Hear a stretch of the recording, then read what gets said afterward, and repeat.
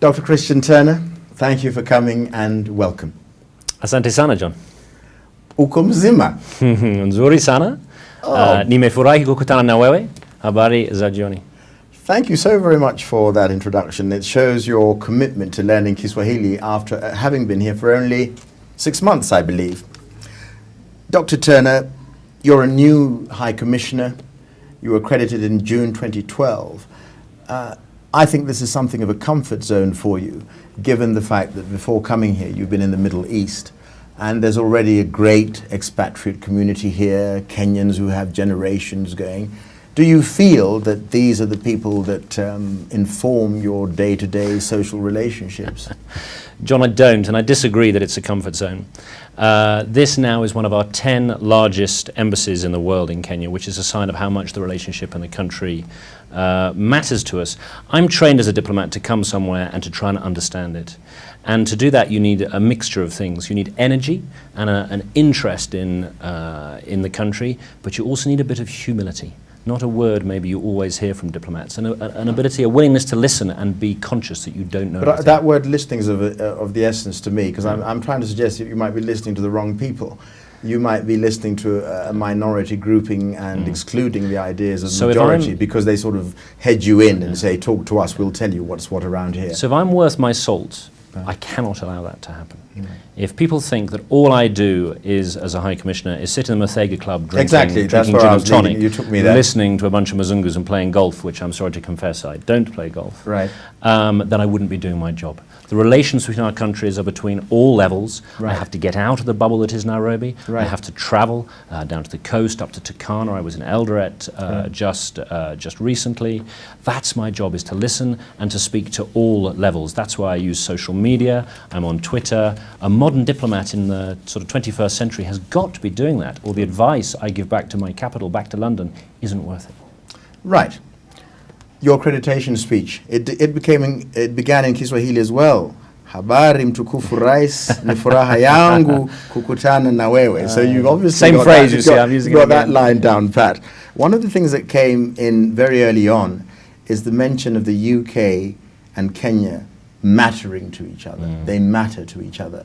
Now, was that just a very sort of trite phrase to placate us and make us feel good about it? In what way would you think that we matter more than 100 or so other nations of the world? So there are some countries where you have a number of factors coming together, and the word to emphasize is partnership. We obviously have the shared history. We have the old colonial relationship, we have the shared language, and we therefore have the people-to-people ties. You know, I'm very struck that relations between two countries are not just between ministries of foreign affairs and guys in suits like me. It's between people. It's people who send their kids to university, who go to work. We have about 200,000 Brits who come to Kenya every year. That's the biggest number of visitors of any country, and we have the same in reverse in the UK. So I think that tie is special and that is deep, and that's just a fact. If I was ambassador in Mexico, the historic relationship with Mexico in terms of the former colonial power is with Spain. So I wouldn't have as much of a role. In Kenya it matters. You then have the current issues that tie our countries together. We could talk about defense, we could talk about security, we could talk about regional policy in Somalia. We could talk about this full range of issues. The elections. We could talk about the elections. Let's do that. Very good. And another phrase from your speech where it said, you repeat it. What did you say? It doesn't matter who. It's not who wins, it's how they win. Elaborate. My point is that it's not who they win. It's not who wins, it's how they win. Right. So it is not my job as a foreign diplomat, as an outsider, to come into Kenya and start telling people who they should elect as their leader. Right. That has to be a Kenyan choice. And if you look at a lot of the work I did in the Middle East, that was a principle we always respected. So it is for the Egyptian people to decide what happened after the uproar in Tahrir Square. Right. We have to respect that sovereign choice. But clearly, if the upcoming elections do not go well, and I must say I'm optimistic, not pessimistic, but if they don't go well, that will not only be bad for Kenya, that'll be bad for Britain's interests in Kenya, which, as I'm saying, are which is a given, Doctor, it's a given. And I'd like to suggest to you that there is a sort of implicit threat that really means nothing in absolute terms, because there are instances, historical instances, for example, in Rhodesia, if you want to go that, the UDI, the Unilateral Declaration of Independence. They said, you know, Rhodesia, pariah state, they went on swimmingly for any number of years. Zimbabwe, if you think about it, the Sudan. These, if you look in Latin America, Hugo Chavez, you're saying it is condemnation from the West. And I'll take it a step further. When the West condemns, those leaders move to the Far East and to China in particular, and those could be perceived as your adversaries. No, I don't agree, John, and I don't agree that it's a given.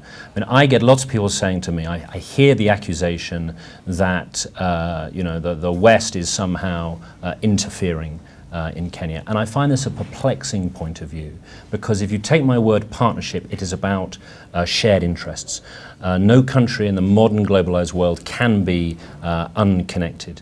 The top 10 taxpayers in Kenya, 5.5 are British companies. If you look at the Nairobi Stock Exchange, probably about 40% of the market Which capitalization. suggests that you've got a lot to lose if that relationship were to be threatened and went elsewhere. You can play it, you can play it as a positive or a negative. We've got a lot to gain if it goes well. So when I say, I don't think it is self-evident to some people. Right. My job, what at heart is my job as a diplomat? My job is to promote UK security and UK prosperity. We're in a terrible recession, much worse. We'd love to have growth figures like Kenya's. My job is to promote that.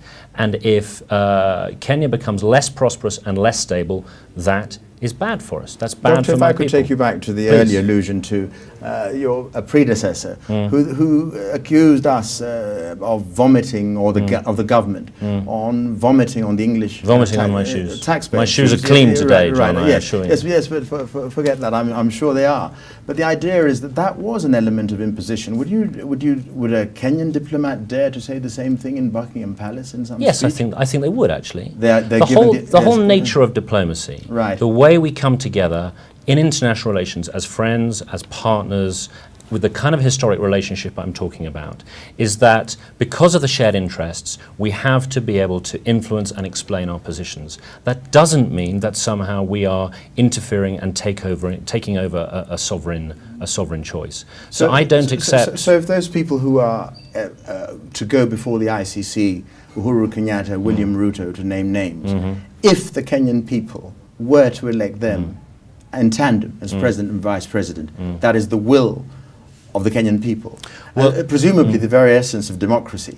And then they say, whatever happens, if you say, smack us on the bottom for being naughty boys and girls, we will continue with the suffering because these are the leaders we want. They could lead us into the unpromised land, but these are the leaders we want. Hence, it's okay. Yeah. So if they do win, are you suggesting that on that very day, if such, because we're talking here in suppositions, would you then say the British embassy would close? You'd leave? No, I'm not saying that. But you should. No, I'm not saying that. But you should. Well, there is an assumption. you? There are several assumptions in your question. The Yes. first is that somehow I have a control over what the Kenyan people do or don't do, which I don't. Right. The second point is on the ICC. First of all, I want to be very, very clear. I think my judgment is it is absolutely critical that Kenya carries on cooperating with the ICC process. The Kenyan government has been very clear and committed to that, and the indictees themselves have, I commend them for it, been very clear they do not want to be fugitives from international justice. Kenya must abide by its international obligations. Doctor, that there are Well, any number of fugitives from international justice across the world, and they're doing very well, thank we you. could have a discussion, John, across the world. We could also do the history thing. I'm a historian by training, but you've asked me a specific question, and Yes. I'm trying to answer it. Yes. Commitment to cooperate with the ICC, I think, is absolutely essential. I also want to point out this is a Kenyan court. Could we go back just one second? Why the essential? Why essential? Because Kenya must stand by its place in the international community. It cannot be isolated. This is a Kenyan court. The Kenyan people, the Kenyan parliament, sent these cases to The Hague. My country was quite happy to see these cases heard One here. can renege on an earlier commitment and say, bring those cases to my Maybe back they door, can, like but I'm Arusha trying, and Tanzania. I'm trying to You address. could do it elsewhere. I'm trying to address the accusation that somehow the ICC is a Western construct or conspiracy. Do you remember the phrase, don't be vague, go to The Hague? Right. That was it was the or Kenyan. drink Hague or something. It Since we was talked about your shoes earlier on, it was something about whiskey. It was Yes? the Kenyan parliament which sent the cases to The Hague. Right. So I think continued cooperation is key. Given what I'm saying, to answer your question directly about what would happen if the Jubilee coalition won the election, and that was the democratic will of the Exactly. Kenyan people. I think it is wrong for me to speculate at this point As to what the as to British what the outcome would be, because we'd have to deal with those circumstances when we got to them, and I think it... I would suggest that you try to re-ingratiate yourself with whichever government what came into power in order to sustain your interests. I think that's cynical, John, but... Well, there is a place for cynicism at times, Well, because the politics of the world is cynical, otherwise it would there be a better is, place. but as I'm saying, we Because if shouldn't... you're saying, you know, everything is going really the way things ought to be, we wouldn't be having this conversation in the first place. But you shouldn't be surprised. It's not really a surprise that I should be wanting to defend British interests. What I'm saying is, given my emphasis on this being a Kenyan choice, I don't think it's helpful for me to come out, and I don't think it's appropriate for me to come out at this stage and say, if X happens, Y would be the case. What I have said, and you know the position of my government clearly, is we support Kenyan cooperation with the ICC. We think that is important. Why? Because an end to impunity and the rule of law is a central part of the new Kenya and the Kenyan constitution, which is one of the most progressive documents of its kind in the world. I have also been clear and honest publicly that the current policy of my government is that I do not meet the ICC indictees unless it is essential. And I don't predict that that policy would change were they to be elected to senior positions in a future government.